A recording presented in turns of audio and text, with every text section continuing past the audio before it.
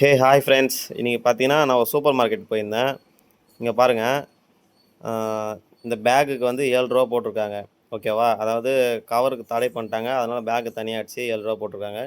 இவங்க கடையில் தான் வாங்கியிருக்கேன். ஆனால் இவங்களே வந்து ரூ. 7 சார்ஜ் பண்ணியிருக்காங்க. இப்போ இதில் ஏதாவது கவர் இருக்கா மட்டும் நம்ம பார்க்கலாம் வாங்க. இந்த வீடியோவில் நான் பேசுறது கரெக்டாக தப்பான்னு எனக்கு தெரியல. ஜஸ்ட்டு நான் வாங்கிட்டு வரும்போது எனக்கு தோணுச்சு. அதனால் உங்கள்கிட்ட சொல்லணும்னு சொல்லிட்டு ஷேர் பண்ணுறேன். இங்கே பாருங்கள், இது கவர் தான். ஓகேவா? ஸோ இது வந்து நம்ம அட்டையில் போட்டால கவரில் போட்டு கொடுத்துறாங்க. அதேமாரி பாருங்கள், யூஸ் அண்ட் த்ரோ கிடையாது. இதை பாருங்கள், இதுவும் கவரு தான்.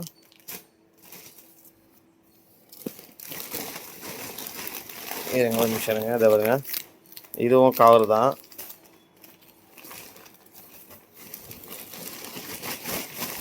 சின்னதாக ஒரு ஏலக்காலேருந்து முந்திரி இழுக்கு எல்லாமே கவரு தான்.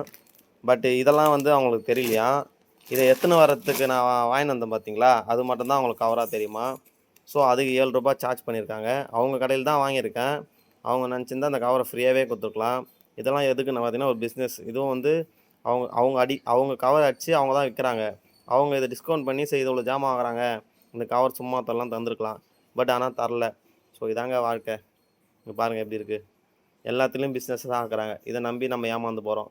நெக்ஸ்ட் இதில் நான் என்ன சொல்ல வரேன்னா, நெக்ஸ்ட் டைம் நீங்கள் சூப்பர் மார்க்கெட் போனீங்கன்னா நீங்களே வீட்டிலேருந்து ஒரு பை எடுத்துகிட்டு போயிடுங்க. பை எடுத்துகிட்டு போனால் இந்த ரூ. 7 சேவ் ஆகும். ஓகேவா? சரி, ஓகே, பாய். நெக்ஸ்ட் வீடியோவில் பார்க்கலாம். இந்த வீடியோவில் நான் எதாவது தப்பாக பேசியிருந்தா கீழே கமெண்ட் பண்ணுங்கள். பாய்.